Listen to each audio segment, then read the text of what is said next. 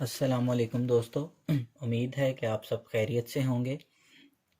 आज हम लोग बात करेंगे क्रैमर रूल्स के बारे में, जो कि मैट्रिक्स के अंदर जो इक्वेशंस आती हैं उन्हें सॉल्व करने का एक और दूसरा मेथड है। पिछले लेक्चर में हम लोगों ने बात की थी मैट्रिक्स इन्वर्जन मेथड के बारे में। ये दोनों मेथड्स बेसिकली लीनियर इक्वेशंस को सॉल्व करने के लिए यूज़ होते हैं। आज हम लोग क्रैमर रूल को देखेंगे कि किस तरीके से इसको इस्तेमाल करके किसी भी लीनियर इक्वेशन को सॉल्व किया जा सकता है।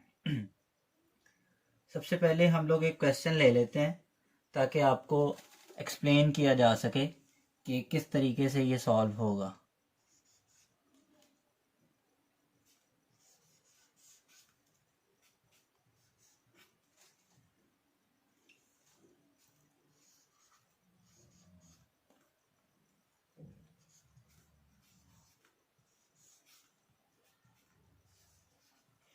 ये हमारे पास एक क्वेश्चन आ चुका है। अभी हम लोग इसको यूज़ करेंगे मैट्रिक क्रैमर रूल को और हम इस क्वेश्चन को सॉल्व करेंगे। सबसे पहले हमने इक्वेशंस बना लेनी है, जो कि इसका एक सबसे कॉमन असूल है कि इक्वेशंस बना लेनी चाहिए।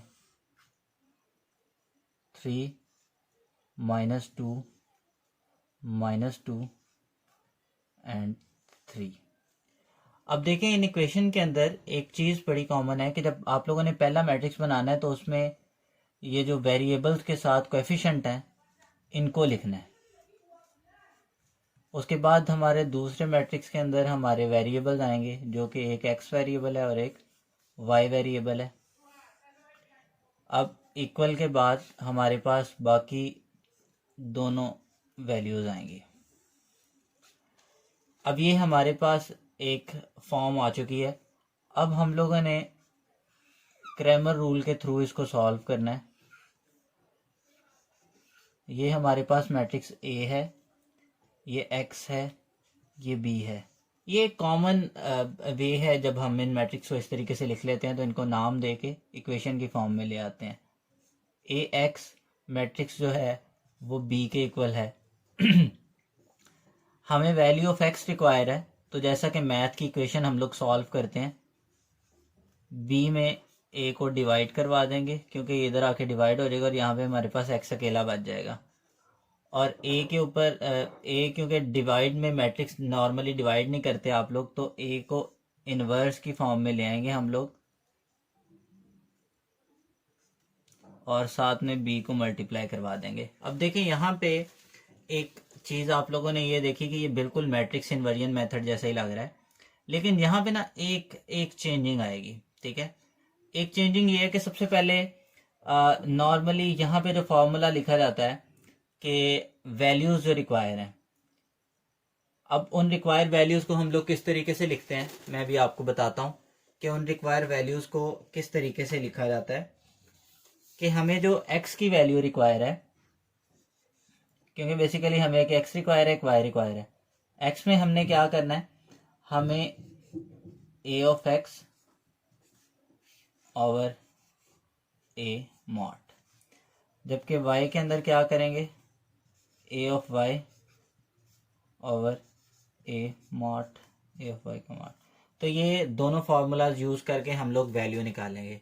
अब यहाँ पे सवाल ये उठता है कि ए वाई और ए एक्स तो कोई चीज़ है ही नहीं हमारे पास इक्वेशन में, तो ये कहाँ से आ चुके हैं। मैं भी आपको दिखाता हूँ कि ए वाई और ए एक्स कैसे निकालते हैं। बहुत सिंपल और आसान तरीका है। और उससे पहले हमें क्या रिक्वायर है, जैसा कि फॉर्मूलों में दोनों में ए मॉड का यूज हो रहा है हमारे पास, तो ए मॉड की वैल्यू कैसे निकाली जाती है। ठीक है, ए मॉड की वैल्यू निकालने का क्या तरीकाकार है, आप लोगों को याद होगा, 3 -2 और यहाँ पे भी -2 और यहाँ पे 3, इन दोनों को आपस में मल्टीप्लाई करेंगे। 3 3 टाइम 9, ये माइनस फार्मूले वाला आ गया। 2 2 टाइम 4 और माइनस माइनस प्लस, तो ये प्लस का ही 4 आएगा। और ये हमारे पास वैल्यू बन गई 9 - 4 इज इक्वल्स टू 5। तो ये हमारे पास आ गया 5। ए का मॉड हम लोगों ने निकाल लिया, जो कि हमें 5 रिक्वायर है। अब देखिए यहाँ से मैं कुछ इरेज करके आपके लिए जगह बना लूँ। ए का मॉड हमारे लिए आ गया 5। अब हम लोगों ने ए एक्स, मैंने आप लोगों को बोला कि कैसे निकालना है। अब ये बड़ी इंपॉर्टेंट चीज़ है कि ए एक्स कैसे निकालना है। तो बड़ा आसान सा तरीका है इसका कि आपने ए वाले मैट्रिक्स को लिखना है 3 -2 -2 और 3। अब ये तो हो गया मैट्रिक्स ए एक्स कैसे निकलेगा कि ये जो बी वाला मैट्रिक्स है इसके अंदर जो दोनों एलिमेंट्स हैं उनको रिप्लेस कर देना है फर्स्ट कॉलम के साथ 1 और 2। अब ये ए एक्स बन गया, मतलब पहले वाले कॉलम के साथ ये बी वाले रिप्लेस करेंगे तो ये फर्स्ट आ जाएगा, ए एक्स आ जाएगा। और सॉरी यहाँ पे अब हम ए वाई की वैल्यू निकालेंगे, सेम वही मेथड। अब हम क्या करेंगे 3 -2 और दूसरे कॉलम को, ये जो सेकंड कॉलम दिया हुआ है इसको रिप्लेस कर देंगे बी के साथ। तो ये हमारे पास वैल्यूज़ क्या आ गई, ए वाई की वैल्यूज़ आ गई। बड़ा आसान सा है। अब हमने ए एक्स का मॉड भी लेना है क्योंकि हमारे पास क्या फार्मूला था कि एक्स की वैल्यू किसके इक्वल होगी, ए एक्स के मॉड ओवर ए का मॉड, और वाई की वैल्यू भी सेम इसी तरीके से ए वाई का मॉड ओवर ए का मॉड। तो अभी हम सबसे पहले एक्स वाले को प्रूव करने की कोशिश करते हैं। ए ऑफ एक्स का हम लोग मॉड ले लेते हैं।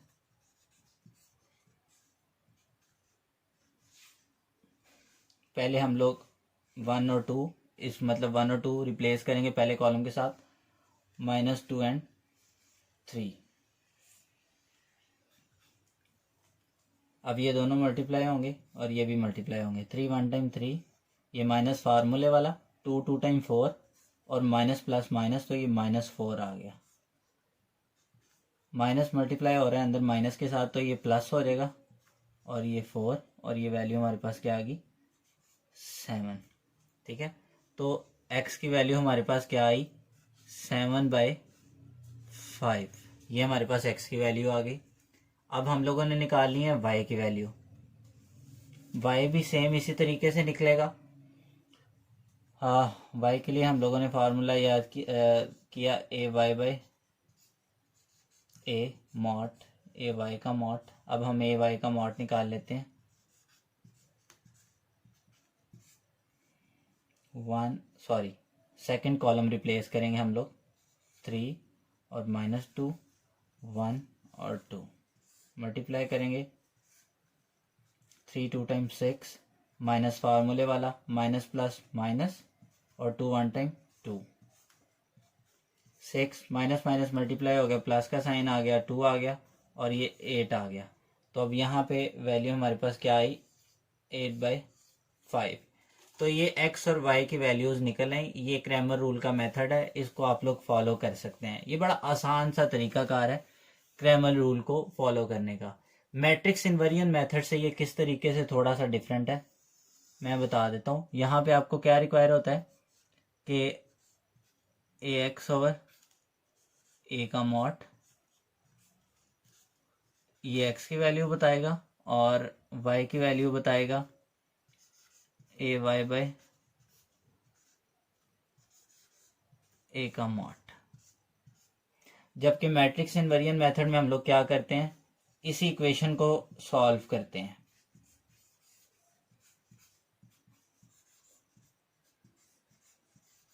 इस इक्वेशन को सॉल्व करके पहले हम लोग ए इनवर्स निकालते हैं, जिसका फार्मूला क्या होता है adjoint of A over A mod. यहाँ पे आप नॉर्मली एडजाइंट को स्किप कर लेते हैं और ये विदाउट एडजाइंट भी हो जाता है ये मेथड, लेकिन यहाँ पे आपको एडजाइंट लेना पड़ता है। ये एक बेसिक कॉमन डिफरेंस है। और जो ये वैल्यू निकलती है इनवर्स की, उसे बाद में बी के साथ मल्टीप्लाई कर देते हैं। ये एक डिफरेंस है, बेसिक और कॉमन डिफरेंस है। उम्मीद है कि आज का लेक्चर आप लोगों को पसंद आया होगा। अभी भी अगर आप लोगों की कोई क्यूरीज हैं तो आप लोग कमेंट सेक्शन में बता सकते हैं। अल्लाह हाफिज़ नासिर।